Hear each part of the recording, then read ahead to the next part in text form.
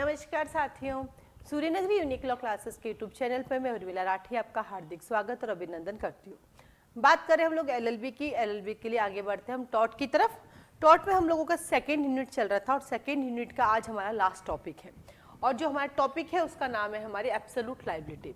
जब कभी भी एब्सोल्यूट लायबिलिटी पढ़ते हैं तो उसका मतलब होता है कि भैया तेरी गलती थी या नहीं थी, तेरी गलती थी या नहीं थी, पर तुमने ऑफेंस किया, उसके लिए हम तुम्हें कंसिडर करेंगे, है ना। हम देखेंगे कुछ ऐसी चीजें होगी कि जहां पर आपने कोई नॉर्मली काम किया, जहां आपकी नेग्लिजेंसी नहीं थी, उसके बावजूद भी अगर किसी और को कोई लॉस हुआ है तो आपको डैमेजेस देने पड़ेंगे।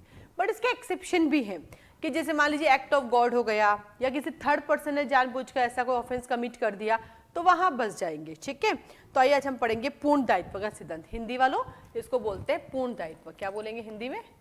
पूर्ण दायित्व का सिद्धांत। पूर्ण दायित्व का सिद्धांत। इसको मैंने टू पार्ट पे डिवाइड किया है। एक केस का नाम है रायलैंड वर्सेस फ्लेचर। ये आपके एग्जाम में 100% आ जाए। मेन एग्जाम के अंदर जो होता है अपने एलएलबी का, उससे पक्का ये केस आता है। इसका नाम है रायलैंड वर्सेस फ्लेचर, ठीक है। इसका क्या क्या स्कोप है, इसमें कहाँ कहाँ आपको डिफेंस मिलेगा, है ना, इसको लेके हम चर्चा करेंगे। डिफेंस क्या क्या है, कब आप ऑफेंडर नहीं माने जाएंगे, आज के टाइम में इसकी क्या सिचुएशन है। एक्चुअली क्या हुआ था कि जो रायलैंड वर्सेस फ्लेचर का केस था, इसके अंदर ये था कि जैसे आप अपनी लैंड पर, अपनी भूमि पर कोई चीज लाके रखते हैं, ठीक है, और वो थिंग ऐसी होती जो डेंजर थिंग्स होती, लाइक पारा। आपको तो पारा जो होता है वो ना एकदम लिक्विड फॉर्म में निकल जाता है, और जब पारा आपकी लैंड से निकल के दूसरों की लैंड पे जाता है तो वो लैंड को बंजर बना देता है। यानी आपकी लैंड पर ऐसा कोई भी सब्सटेंस है, ऐसी कोई पदार्थ है जो अगर आपकी भूमि से निकल के किसी और की भूमि में चली जाए और वहाँ कोई फसल हो रखी है तो खराब भी हो सकती है, भले ही उसमें आपकी नेग्लिजेंसी न रही हो, लेकिन फिर भी हुआ तो आप लायबल होंगे। लेकिन इसके एक्सेप्शंस भी हैं। इसके एक्सेप्शन है कि भाई एक्ट ऑफ गॉड हो गया, है ना, भूकंप आ गया जिसकी वजह से जमीन ऊपर नीचे रही इसलिए वो चला गया, है ना, या फिर बहुत तेज बारिश आ गई, या फिर क्या कहते हैं आपके तूफान आ गया, तो एक्ट ऑफ गॉड होने की वजह से या कोई तीसरा पर्सन दुश्मनी निकालने की वजह से कुछ कर लेता है तो आप लायबल नहीं होंगे। लेकिन इंडिया में इस स्ट्रिक्ट लायबिलिटी के एक्सेप्शन को नहीं माना गया।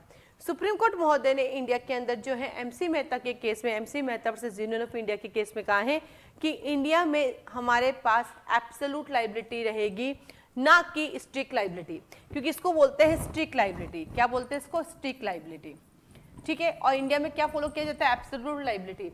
चाहे तेरी गलती थी चाहे नहीं थी, एक्ट ऑफ गॉड था, पर तुझे पता है कि ऐसा हो सकता है, अगर तेरे काम से किसी को नुकसान हुआ तो तू लायबल होगा, ठीक है।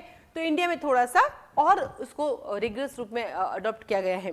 तो रायलैंड वर्सेस फ्लेचर का जो मीनिंग वो यही है कि आप अपनी लैंड पर ऐसा कोई सब्सटेंस या पदार्थ लेकर आते हैं जो वहां से निकलकर दूसरों की भूमि पर चला जाता है और जिससे दूसरों को नुकसान होता है, तो उस थिंग्स की वजह से जो नुकसान हुआ उसकी भरपाई आपको करनी पड़ेगी, चाहे आपने नेग्लिजेंसी न की हो, अदर एक्सेप्शंस को छोड़कर।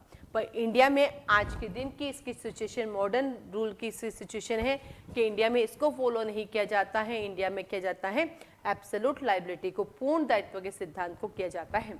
ठीक वैसे यहाँ पे लिखा है strict liability for regarding dangerous. आपको पता है एनिमल्स, प्रीमाइजेस, थिंग्स, एनिमल्स रखना हानिकारक है। यदि आपका कुत्ता किसी पड़ोसी के किसी इंसान को खा जाता है तो सजा मिलेगी।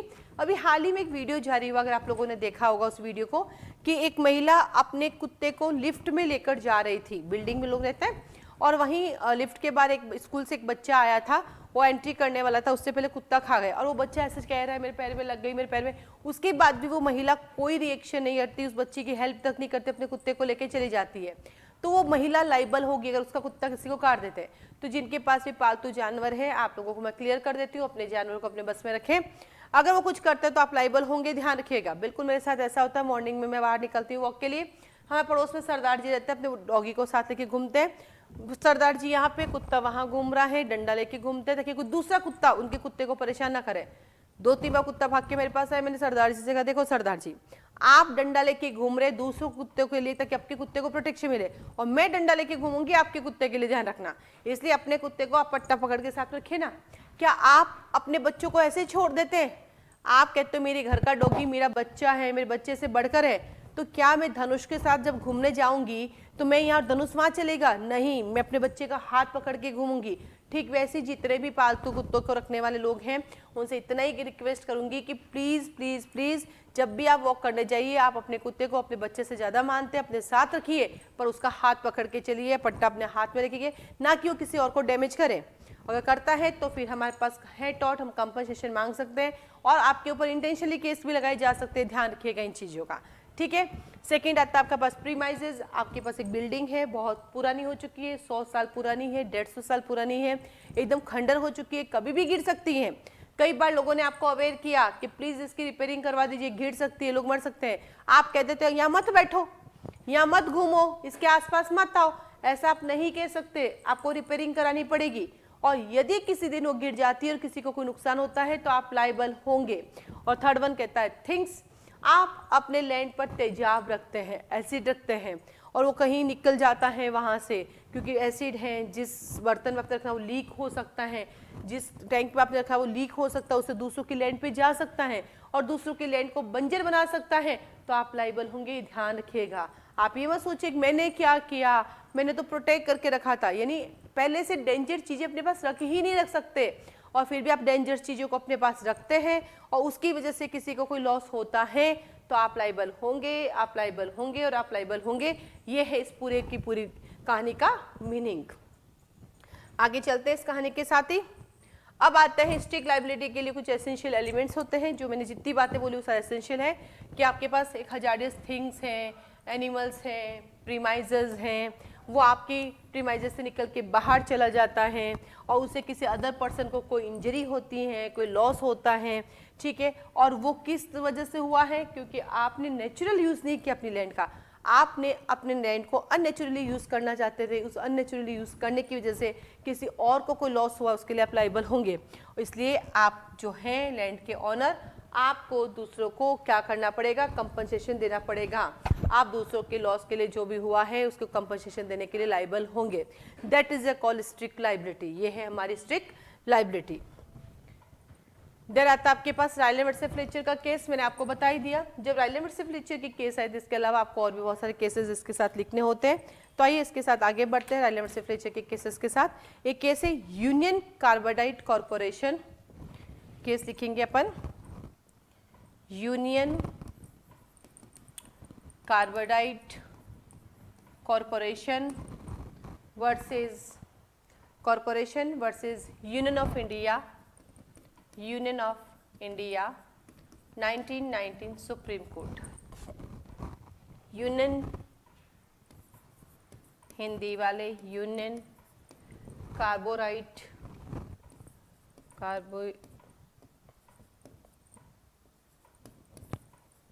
कॉर्पोरेशन वर्सेस भारत संघ, 1919 सुप्रीम कोर्ट। इस मामले में भोपाल गैस का मामला है जिसमें स्ट्रिक्ट लाइबिलिटी को फॉलो किया गया।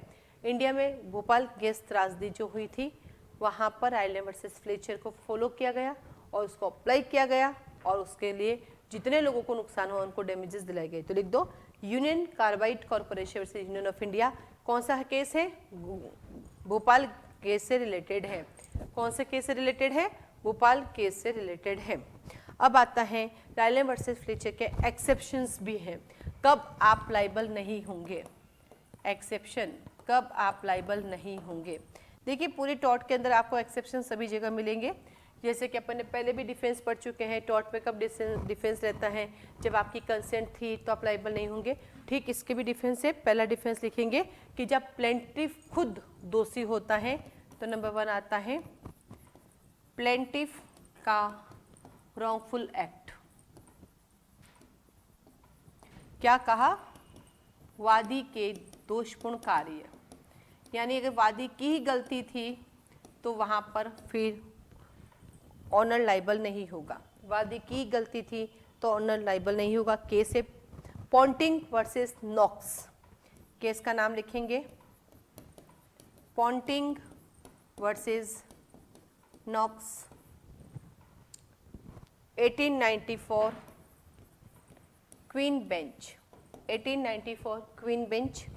इस केस के अंदर कहा कि आपके मतलब जो प्लेंटिफ और डिफेंडेंट की घर जो है, डिफेंडेंट का घर, उसके अंदर एक पेड़ लगा हुआ था और वो पेड़ पॉइजन था, मतलब जहर था उसमें। प्लेंटिफ का घोड़ा जाता है और उसको खा जाता है। प्लेंटिफ का घोड़ा जाता है और ऐसे ना उसकी पेड़ अंदर लगा हुआ दीवार की पीछे साइड, तो आप घोड़ा जाके उसको खा लेता है और घोड़ा मर जाता है। तो क्या यह डिफेंडेंट लाइबल होगा? नहीं, यहाँ प्लेंटिफ की खुद की गलती थी, अपने घोड़े को संभाल के रखना था, क्योंकि इस बार प्लेंटिफ डिफेंडेंट की कोई चीज आपके पास चल के नहीं आई है, जबकि प्लेंटिफ की चीज वहां पे गई है। जबकि हम क्या पढ़ते हैं राइलें वर्सेस फ्लेचर कि यदि मेरी गलती से मेरा कोई सामान दूसरों की लैंड पे चला जाता है और उसको नुकसान होता है तो मैं लाइबल होंगी, अन्यथा नहीं होंगी, है ना। इस केस में तो प्लेंटिफ का घोड़ा डिफेंडेंट की लैंड पे जाके कुछ खा लेता है, तो इसमें डिफेंडेंट की गलती नहीं होगी। लिख दो इस केस के अंदर, डिफेंडेंट की लैंड से प्लेंटिफ के हॉर्स के द्वारा जहरीला पॉइजन खा लेना, इसके लिए डिफेंडेंट लाइबल नहीं होगा, प्लेंटिफ की गलती है, अपने घोड़े को संभाल के रखना चाहिए था। दूसरा एक्सेप्शन लिखेंगे हम, वादी की सहमति से किया गया कार्य, कंसेंट ऑफ प्लेंटिफ, वादी की सहमति से किया गया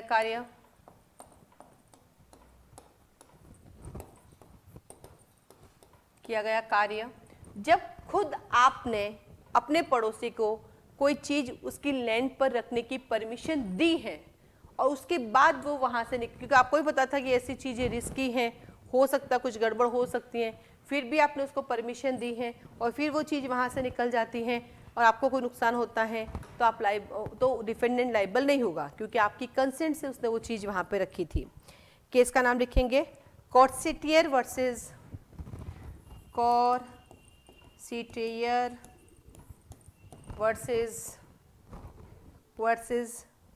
टेलर 1971। इस मामले में वादी ने डिफेंडेंट से किसी विशिष्ट मंजिल का निचला हिस्सा किराए पर लिया था।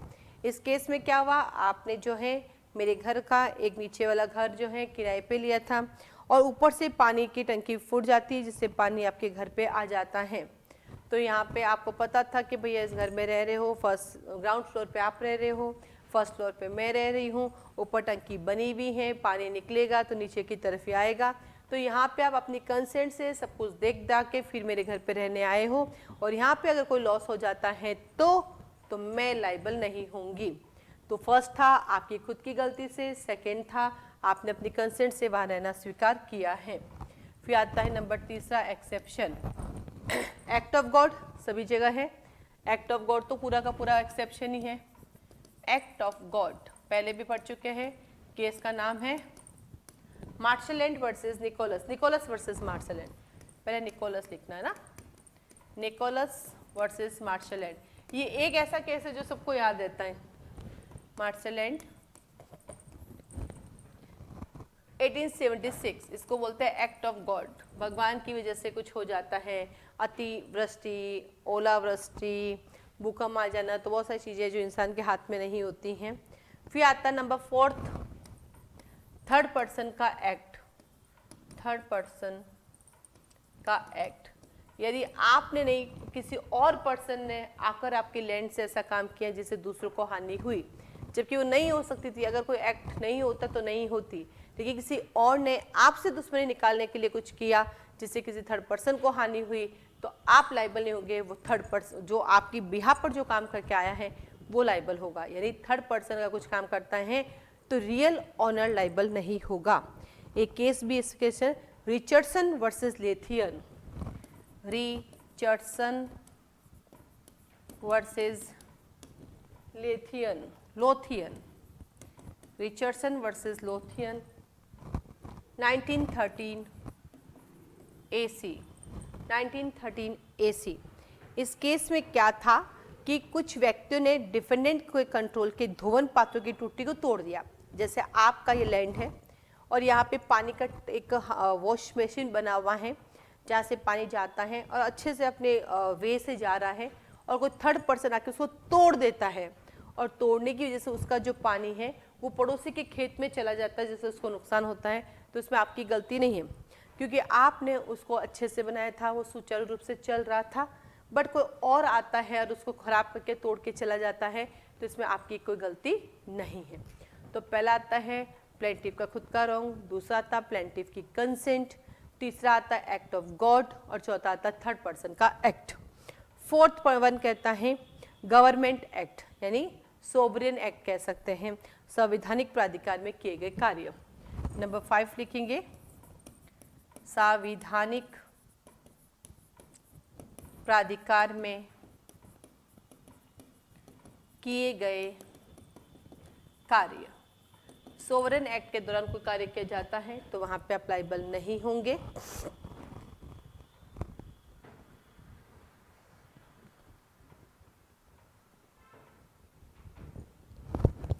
इसके एग्जाम्पल रोज आपको देखने को मिलते हैं। I think on the way सड़कें बन रही हैं, सड़कें बनने से वो रास्ते जाम कर देते हैं, दूसरे रास्ते में वन वे हो जाता है, या एक ही रास्ते पे दो लोगों को निकलना पड़ता है, वहाँ पे कोई टकरा जाता है, कोई एक्सीडेंट हो जाता है, उसके सामान साइड में पड़ा होता है, रेत पड़ी होती है, बजरी पड़ी होती है, पत्थर पड़े होते हैं, टैंकर पड़े होते हैं, तो वो सोवरेन एक्ट हो रहा है, वो लोग सावधानीपूर्वक काम कर रहे हैं, फिर भी आप आके उसके अंदर में पड़ जाते हो तो आपने सरकार की तरफ से आपको कोई कंपनसेशन नहीं मिलेगा, क्योंकि वो लोग अपना सोवरेन एक्ट कर रहे थे और सोवरेन एक्ट के दौरान कुछ कार्य हो जाता है तो कोई भी तरह का कंपनसेशन नहीं मिलता है। ये हम पहले भी टॉट पे पढ़ चुके हैं।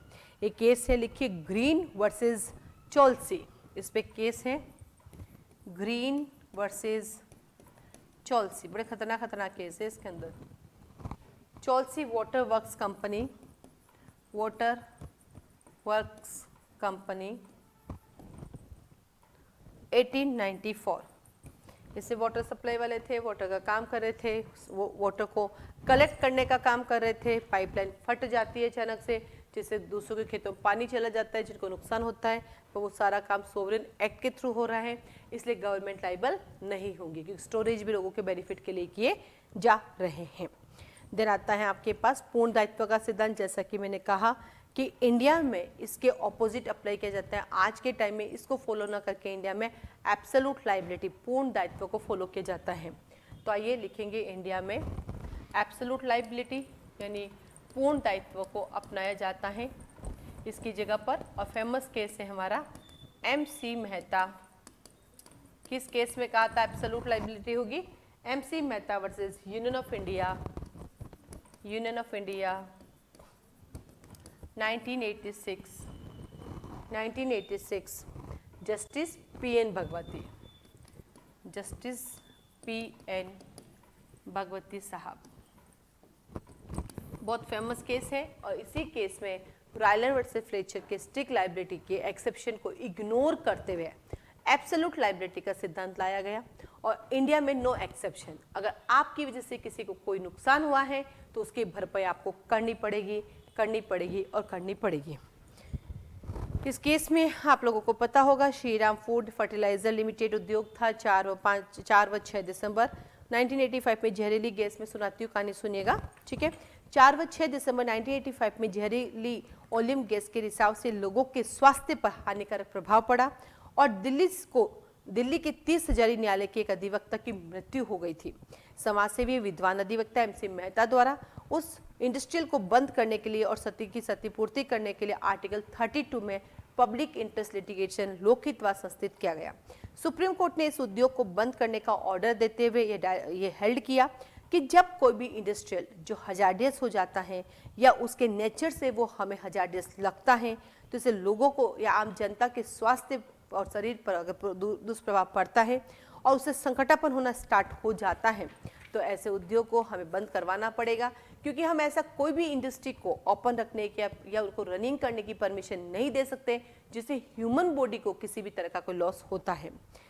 और उस उद्योग को क्षति के लिए क्षतिपूर्ति का पूर्ण और अप्रत्याशित दायित्व है और वह ये बचाव नहीं ले सकता है कि उसका कोई भी दोष नहीं था। और जब किसी इंडस्ट्री की वजह से किसी भी ह्यूमन बॉडी को कोई हार्म होता है तो वो इंडस्ट्री ये डिफेंस नहीं ले सकती कि उसकी कोई नेग्लिजेंसी नहीं थी।